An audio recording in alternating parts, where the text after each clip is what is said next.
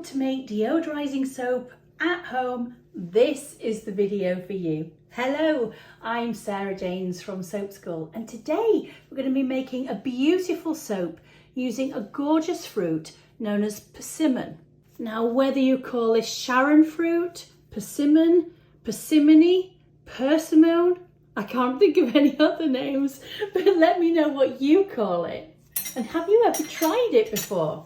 This is the most beautiful fruit, and over in Japan and some other countries as well, it's widely used in soaps and other cosmetics to get rid of body odour, particularly body odour associated with what people class as an old people smell. I'm not really sure what that would smell like, but it's definitely a thing in some cultures. And there are some really good benefits of using this beautiful fruit. So the first thing I'm going to do is just chop it down really finely. It's quite a firm fruit most of the time. It has a kind of texture, a little bit like a slightly firm apricot. And actually, when you taste it, it has a taste that's more sweet and honey-like than an apricot, but it definitely has the same kind of texture. And you don't need to take the skin off, you literally can use all of this. If your persimmon is not ripe, it will actually taste really astringent. The weird thing is that astringency is actually from natural tannins, which are really good for your skin. So just because you might not want to eat it doesn't mean that you couldn't use it when it's kind of really sharp. I'm going to start pureeing this down with my stick blender.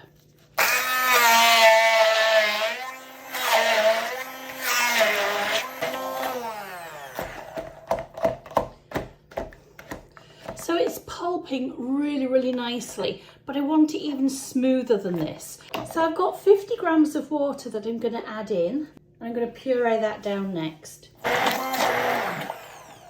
So now that we've pureed the persimmon, we're not going to use all of this because I'm only making a ½ kilo batch. So I'm going to freeze some of this for another day. But I need to make my lye solution. I'm going to be using that beautiful puree. I don't want as much water. So I'm only going to be using 100 grams of water rather than the normal 150.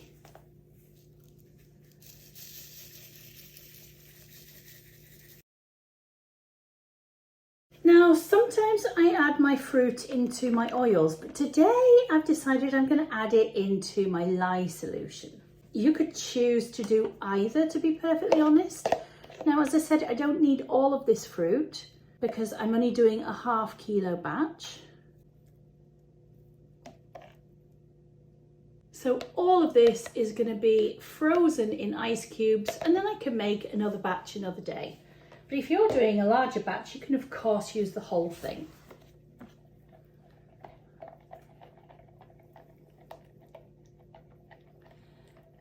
And I was not expecting that.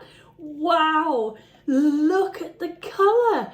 It's gone like a deep indigo blue. That is not how it normally turns out when I do it in oil. I can't wait to see this. Let's see if this actually stays like that or if we get the normal orange colour at the end of the soap. Just look at that inky colour. Let's give this a little bit of a burp and then we'll give it a blitz.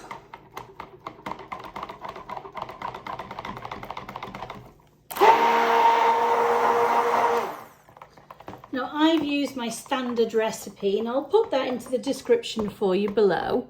And I'm going to use some orange essential oil, but of course you could use something different if you wanted to. And the persimmon has so many beautiful properties.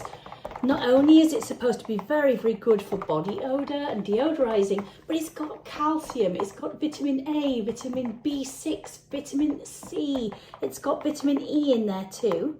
And it honestly has a stack of different types of antioxidants, including things like polyphenols.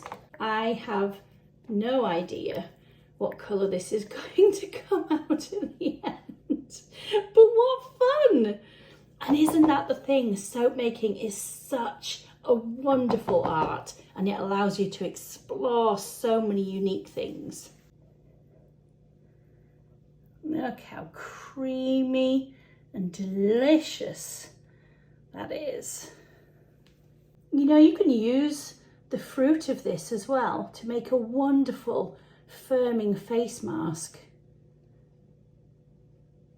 So if you've got a little bit of that fruit left and you fancy giving yourself a little bit of a spa treatment, you absolutely could. Well, there she rests. Let's pop her under some blankets for 24 hours and we'll come back and see what this bad boy looks like. I can't wait to discover how this turns out with you. Well, oh my goodness, this soap has been through so many changes. I can't wait to show you both this and the one which didn't get gelled, because there is such a huge difference. So if you remember, we were looking at how to make deodorizing soap at home and reduce body odor using this beautiful persimmon fruit. All right, let's turn this out.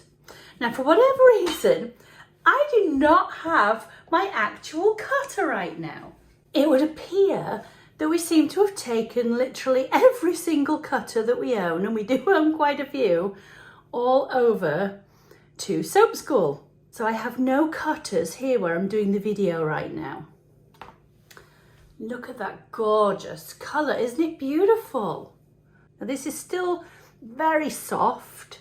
It's definitely going to need some proper drying time, but I'm absolutely thrilled with this. Now if you remember, it went to the most deep navy colour when we added the lye solution in with the fruit, and then it went to almost like a racing green almost, and I had no idea how it was going to come out. But look, we've got this beautiful deep orangey brown colour.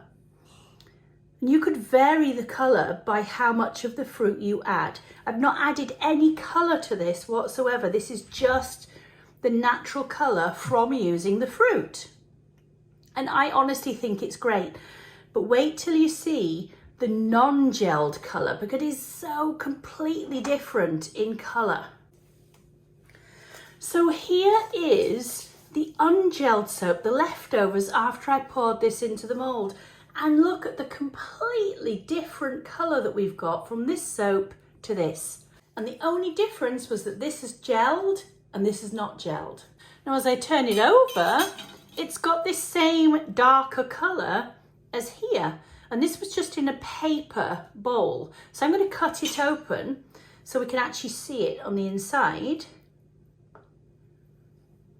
And look at the difference in colour between those two. They are absolutely nothing like each other.